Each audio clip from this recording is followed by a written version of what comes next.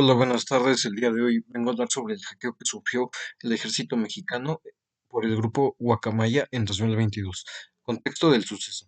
En septiembre del 2022, hackers de un grupo conocido como Guacamaya hizo un ciberataque contra la Sedena, filtrando alrededor de 6 terabytes de información confidencial. Entre la información que se reveló fue la siguiente. 1. Operaciones contra la delincuencia. En estos datos se muestra la persecución hacia los narcotraficantes y delincuentes, el esquema de seguridad del ejército y reportes civiles de aquellos que han reportado algún inconveniente con el ejército. 2. Seguimiento a ciertos ciudadanos. Se pudo observar cómo seguían a los medios de comunicación, periodistas, activistas, defensores de los derechos humanos y a civiles que eran de interés.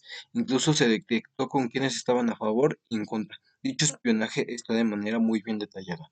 3. Información en torno a Andrés Manuel López Obrador.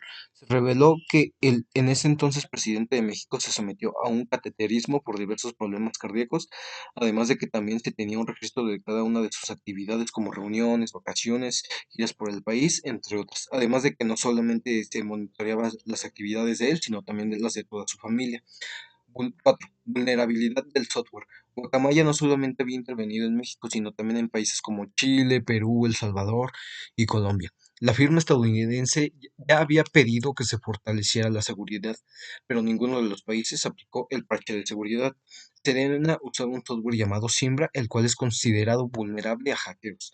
También se puede ver cómo la información se manejaba de una manera nada segura. 5. Conocimiento de corrupción. Se tienen datos que dejan ver cómo ciertas autoridades tienen vínculos con grupos criminales, además de la debilidad de las aduanas, la cual facilita el contrabando de drogas o de otros productos ilegales. Primer pregunta.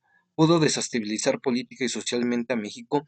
No como tal, pero se aseguró que los responsables del hackeo tienen una gran habilidad, pero para producir este tipo de problemas, por lo que pueden compartirlo a personas que tengan el objetivo de dañar al país. También se generó cierta desconfianza a la Sedena, pues ya, como ya lo mencioné, no solamente se encargan de la seguridad, sino que también realiza espionajes, además de que usaban estrategias muy pobres para intervenir, por lo cual de igual forma AMLO fue cuestionado por cómo se estaba llevando su mandato. Es decir, esto pudo, no sé, a lo mejor llevar a un golpe en contra del Estado por cómo estaban manejando la información y tal vez en ese caso si hubiera existido un problema, pero era muy poco probable que eso sucediera. Por eso yo digo totalmente que no, aunque sí hubo esas características que menciono. ¿Cuáles políticas de seguridad debió implementar el ejército para salvaguardar los datos? Pues yo diría que fortalecer o cambiar el software. Como ya lo hemos visto en las otras dos unidades, existen diferentes tipos de software, los cuales nos ofrecen ciertas características, por lo que el país puede cambiarlo a otro o hacerle cambios al que ya tiene, ajustándolo a sus necesidades, de modo que se evite otra situación como la del 2022. Implementar un firewall. Prácticamente lo que hace es controlar la información de modo que la entrada y salida es de acceso restringido. Cabe mencionar que algunos softwares sí integran firewall.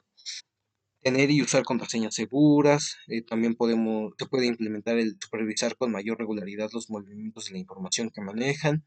Contar con respaldo en la nube. En estos casos, a lo mejor no sería tan conveniente, ¿no? Porque total, la información ya fue filtrada, pero sí sería conveniente hacerlo para esta organización y para las demás. Hacer un convenio con una organización que se encargue de la protección de información, esto con el objetivo de mejorar sus sistemas. Y por último sería usar una VPN que se encarga de la seguridad y privacidad, ya que oculta la dirección IP del usuario y cifra el tráfico de datos, por lo que va a evitar que los hackers puedan rastrear la actividad de la organización. Siguiente y última pregunta. ¿Fue de ayuda a comunicarse utilizando claves en el cuerpo de los correos electrónicos y no usar nombres propios?